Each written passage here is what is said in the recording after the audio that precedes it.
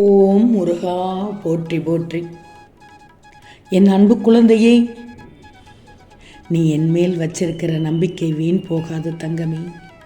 உன் கனவெல்லாம் நனவாகப் போகிறது. நாளை காலை விடியல் நீ மனதில் நினைத்த காரியம் நிச்சயமாக நடக்கப் போகிறது, வெற்றிகரமாக நடக்கப் போகிறது. உன் வேண்டுதல் பலித்து விட்டது தங்கமே. நீ நினைத்தபடி நடக்கப் போகிறது. நிம்மதியாக தூங்கு என் செல்வமே.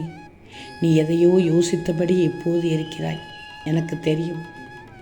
வாழ்க்கையில் வருவதை அனுபவித்து வாழ வேண்டுமே தவிர தேவையில்லாத குழப்பங்களை மனதில் சுமந்து கொண்டு தேவையில்லாமல் யோசித்து கொண்டு கிடைத்திருக்கும் இந்த வாழ்க்கை எப்படி போராடி ஜெயிப்பது என்று இதை பற்றி மட்டும் நீ யோசித்து வாழ்க்கையில் வரும் மேடு பள்ளத்தை எப்படி கடக்கணும், அதிலிருந்து எப்படி மீண்டு வரணும், இதை பற்றி யோசித்து வாழ்க்கையில் வரும் துன்பங்களை எதிர்த்து வாழ பழகிக்கோ. நான் சொல்வது அருள் வாக்கு அல்ல, தெய்வ வாக்கு. விதிக்கப்பட்ட விதி யாராக இருந்தாலும் அனுபவிப்பதை அனுபவித்துத்தானே ஆகணும், அனுபவித்துத்தான் ஆகணும். நான் பார்த்து கொள்கிறேன். வாழ்க்கையில் நீ பிறந்ததிலிருந்தே கஷ்டம் வறுமை என்றுதான் தினமும் அனுபவித்து கொண்டிருக்கிறாய். என்னை பார்த்து நீ கேட்ட ஒற்றை கேள்வி, முருகா எனக்கு மட்டும் ஏன் இவ்வளவு கஷ்டங்கள், நான் பிறந்தது தவறா என்று கேட்கிறாய் என்னிடம். நீ நினைப்பது தவறு. நீ ஆள பிறந்தவன்.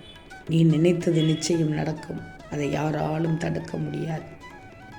அதுவரை நீ காத்திரு, பொறுமையாக காத்திரு. காத்திருப்பு கூட பலன் கிடைக்கும், காத்திருப்புக்கு பரிசு கிடைக்கும். காத்திருப்பதும் ஒரு சோதனை தான். உன் சோதனையை நான் பார்ப்பேன். உன்னுடைய பொறுமையை நான் சோதித்து பார்ப்பேன். எவ்வளவு சோதனை தந்தாலும் நீ உறுதியாக அந்த இடத்தில் நிற்கணும். அப்பத்தான் நீ என் பிள்ளை. நீ நினைத்தது நிச்சயம் நடக்கும். அதை யாராலும் தடுக்க முடியாது. அதுவரை நீ காத்திருக்கணும். உனக்கு அனைத்தும் நல்லதே நடக்கும். இங்கு ஆத்திரப்படுவதோ கோபப்படுவதோ போரிடுவதோ வேண்டாத செயல். அமைதியாக காத்திருந்தால் உன் தேவையை அறிந்து அனைத்தும் இந்த முருகன் தருவேன். தரப்படாவிட்டால் அது உனக்கு தேவையில்லை என்று அர்த்தம். அதிகமாக கவலைப்பட்டு கொண்டிருக்கும் விஷயத்தில் உனக்கு நல்ல தீர்வு கிடைக்கச் செய்யப் போகிறேன். 1000 புத்தகங்களால் கற்றுக் கொடுக்காத முடியாத பாடத்தை ஒரு அவமானம் கற்றுக் கொடுக்கிறது. தனியாக போராடுகிறேன் என்கிறாய், வெற்றி கிடைக்குமா என்று ஏங்குகிறாய். இப்போ சொல்கிறேன் கேட்டுக்கோ. நீ தனியாக போராடுவதே ஒரு வெற்றி தான். அடுத்தவன் பாதையை மட்டும் ஒருபோதும் நீ பின்பற்றி போகக்கூடாது. அது அவனுடைய பாதை, அவன் மாட்டுக்கு செல்லட்டும். உன்னுடைய பாதையை நீ தேடு, கண்டுபிடி. விடியும் வரை தெரிவதில்லை காண்பது கனவு என்று, அதுபோல் தான் வாழ்க்கை விடியும் வரை தெரிவதே இல்லை வாழ்வது எப்படி என்று. பேராசை முடிகின்ற இடத்தில் மகிழ்ச்சி தொடங்குகிறது. புன்னகை தொடங்கும் இடத்திலும் வாழ்க்கை தொடர்கிறது. அன்பு இருக்கும் இடத்தில் அனைத்தும் கிடைக்கிறது. துன்பங்களை வாழ்க்கையாகிவிட்டது முருகா என்று சோர்ந்து விடுகிறது. துன்பங்கள் வந்தால் என்ன, நான் பார்த்துக் கொள்கிறேன்.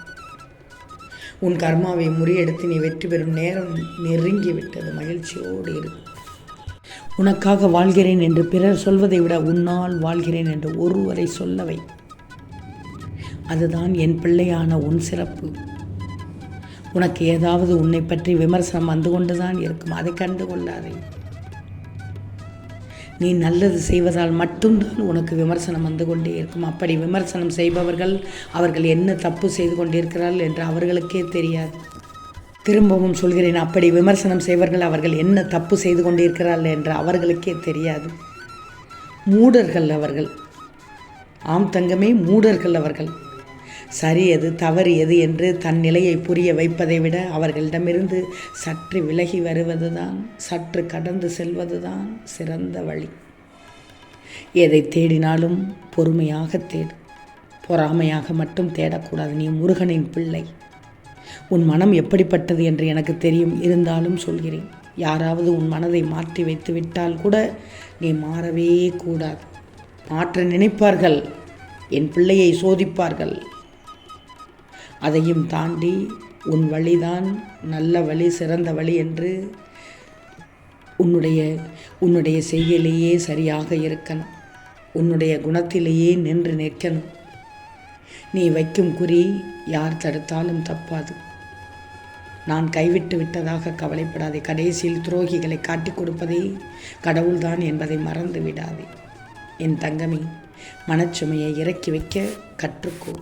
உன் மனதை குடைவது எதுவானாலும் அதை உடனுக்குடன் பேசி வெளியேற்றிவிடு. இல்லைன்னா அது உன் ஆழ் மனதில் தேங்கி உன்னை அதற்குள் மூழ்கடித்து விடும். மூழ்கடித்து விட்டால் அதிலிருந்து மீண்டு வருவது கடினம் தங்கமே. அது புதைகுழி, மீண்டு வரவே முடியாது. சொல்றதை கேட்டுக்கோ. உன்னை அதிகமாக காயப்படுத்தியவர் முன்பு கலங்காமல் புன்னகைக்க கற்றுக்கோ. அதுவே அவர்களை கலங்கடிக்க நீ கொடுக்கும் மிகப்பெரிய தண்டனை. இறுதி வரை உன்னுடன் இருப்பவர் என்பவர்கள் பாதியோடு விட்டு சென்றபோது நான் உனக்கு துணையாக இருப்பது என்பதை மறந்து விடாதே.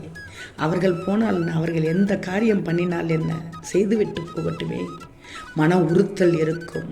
உன்னை இழந்து விட்டது மன உறுத்தல் இருக்கும். ஆனால் குடும்ப சூழ்நிலையில் குடும்பத்தில் ஒரு சிலரோடு கைப்பொம்மையாக இருப்பதால் அவர்கள் உன்னிடம் எதிர்த்து பேச முடியாமல், உனக்காக பேச முடியாமல், எதிர்த்து பேச முடியாமல் அல்ல, உனக்காக பேச முடியாமல் பயந்து ஒடுங்கி கொண்டிருக்கிறார்கள்.